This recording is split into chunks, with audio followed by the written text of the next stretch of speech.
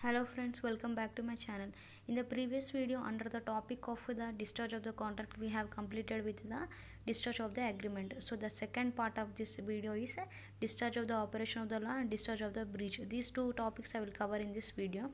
So please once go with the introduction class in the previous video, so you can understand it clearly. So basically what is a discharge here means a contract whenever means a contract is said to be discharged means whatever the contract created by the parties, if that contracts will be said to be discharged or cancelled, means whatever the rights and obligations created between them will come to an end by the discharging of the contract. So what are the types of the discharging of the contract? Discharging here means coming to an end, cancellation of the contract. So how, by using the what are the types of the discharge of the contract, we are going to see in this video. The first one we covered with the discharge by the agreement. Okay, next one we are going with the discharge by the operation of the law. Means whatever the contract, means whenever the contract is discharged by the operation of the law.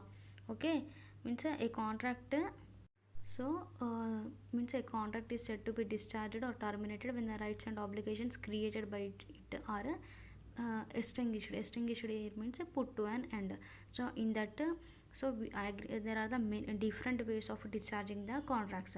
In that first one we saw the discharge by the agreement. Next we are going with the discharge by the operation of the law. Means whenever the law, by law the contracts can be discharged. How it can be discharged by the law? Now we are going to see. Okay, that means by the operation means a law says, means a law only impliedly says that these agreements will get discharged, means by the law only these are coming to an end. So what are those, we are going to see now. First one is death. In contracts involving the personal skills or the ability of a person, death of that person terminates a contract. Means suppose if any person is there, means if A and B are the two consider this example. If A and B are the two person, A says that I will paint you, A says that I will, A is a painter and he says to B the householder. Who is the householder? B is the householder in this example.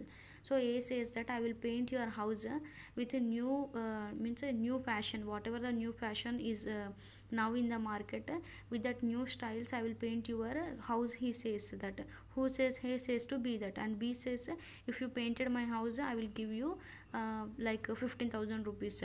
For my small house if you painted I will give you 15,000 rupees. Then A and B says okay and they enters into an agreement. But A, due to unfortunately due to some accident, he dies.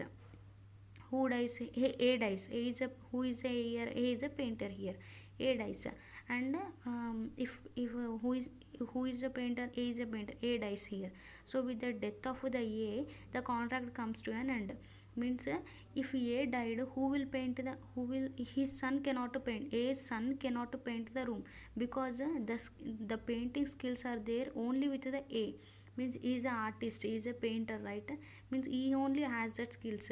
Means wherever the skills are involved with the person, if that person dies, then the death of the person will cancel the contract, because those specialized skills cannot be performed with the his son also, everyone.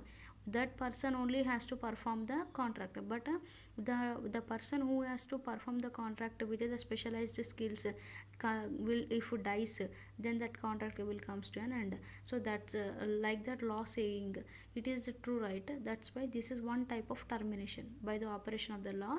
This is one type of discharge or the termination of the contract. Okay, I think you got the point. Next one is insolvency. What is the insolvency? Means a person who is free from all his liabilities and the debts, like that the court will decide. Means means whenever a person goes to court and he asks for the insolvency, then if a court declared himself as a insolvent person, then that insolvent person cannot enter into any contracts. And whatever the contract means if he there in any contracts, then from those contract he will be discharged. Means he won't have any rights and obligations to perform such contracts, because he won't be able to pay the liabilities and debts. Because why he won't be able to pay? because the court has declared him as an insolvent person who lost his source of incomes, all that they are called as insolvent persons. Okay, in previous videos I explained about the insolvent person. You please go through it. Okay, so whatever the contracts entered by the insolvent persons also discharges. Okay, so this is like that the law is saying, by the operation of the law he is becoming insolvent, and that agreements are becoming discharge of the contracts. Next one is a material alteration. What is a material alteration here? Alteration in the rights of a person without the other party. Means whenever there are the two parties, A and B are the two parties. A sells some house to the A and B are the two parties. Means they are created a agreement and they are in the contract. But without the willingness of the A, if B goes and sells the whatever the property in which A has a right, without the A's permission he sells that. If B sells that property to the C, then it won't be considered as a means if B sells that house to C, in which A also has the right, but without the A's permission, if B is selling to the C, then he is means without A's consent he is doing, right? That's why that agreement also that contract comes to an end, whatever there between A and B, because he is not making the changes in the terms with the consent of the A, but is taking the A's right also and selling that to B. Means there is a change in the rights, right? Means whenever any alteration done in the rights of a person without the consent of that person, then it will consider as a material alteration. And if such a material alteration is done, then that contract will comes to an end. Okay, so this is one case. Next, merger. Means whenever the inferior rights merged with the superior rights. Means inferior rights means somewhat low rights. Means whenever the inferior rights of a person is merged with the superior rights under the new contract, the inferior rights will come to an end. So whenever the superior rights are created or superior rights are merged with the inferior rights, then that is called as a merger. And if such merger is taken place, and a new contract is created, then the old inferior rights whatever is there will come to an end. So these are the discharges will happen with the operation of the law. Next one is a discharge by the breach. Means if any party fails to okay means if any party fails to perform his obligations, then it is called as a breach.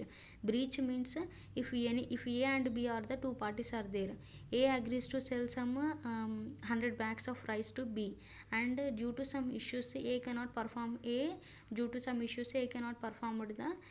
his performance, his obligations. What is his obligations? What obligations here means duties. What is his duty? He has to sell the 100 bags of rice to B as accepted, as per the contract. But due to some issues, A is not delivering that rice bags to the B. So here the performance is not happening, right? Here the A is failed to perform his duties or the obligations. So if this happens, then it is called as the breach.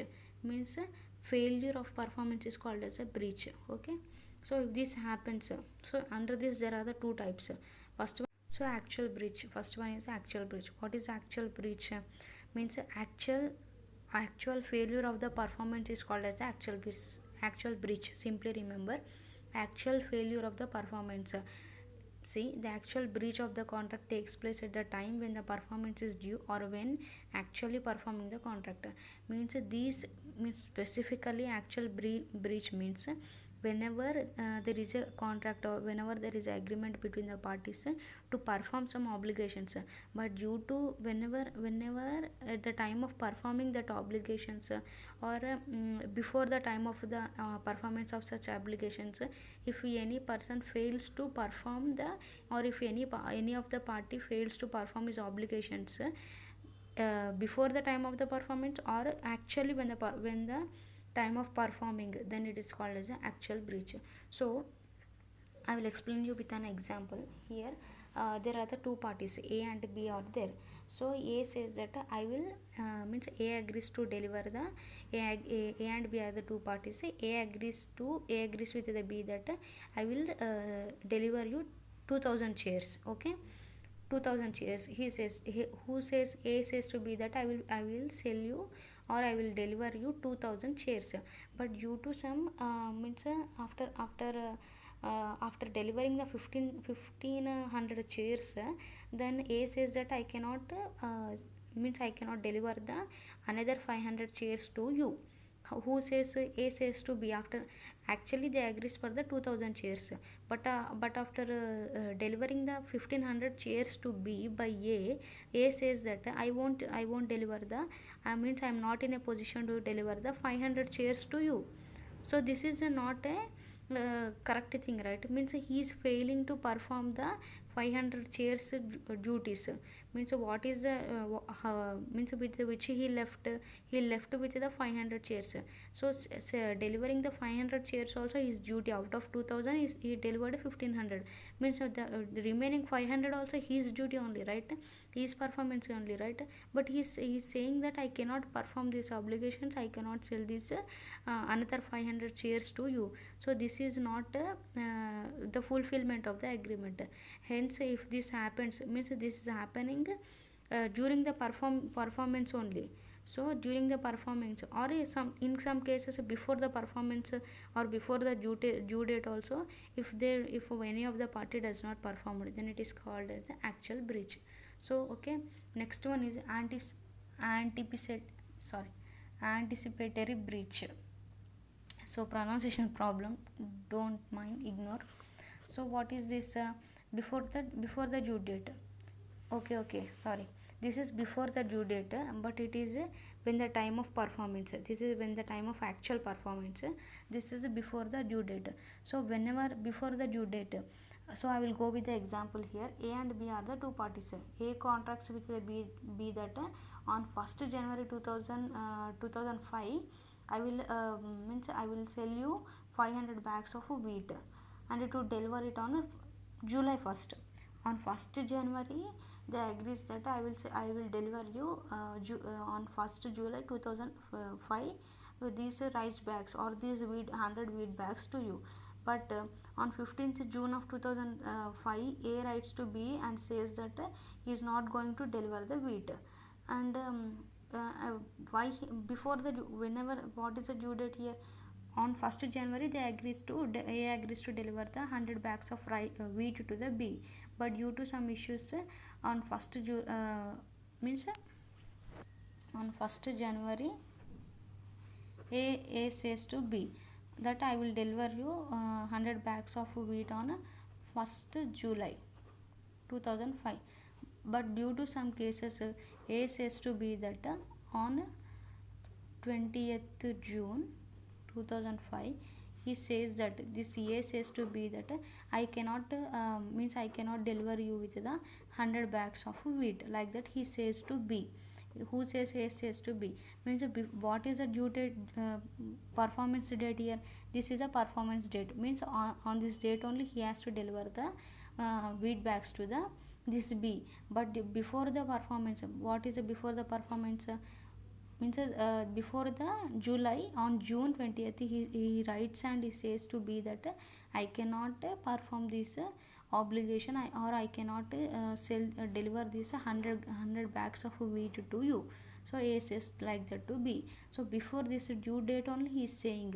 So whenever the party, one of the party is failing to perform his performance before the due date of the agreement or the contract, then such will comes under the anticipatory breach, and hence this discharges the contracts or terminates the contract between these two parties.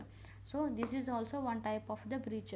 So whenever the breach is happened, means whenever the discharge is happened by the discharge of the contract by the breach means a failure of the performance. If this is happened, then this is also one type of the discharge of the contract. So in this we saw the discharge by the operation of the law and discharge by the breach.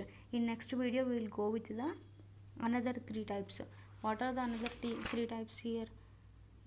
Breach by the performance, breach by the impossibility, breach by the lapse.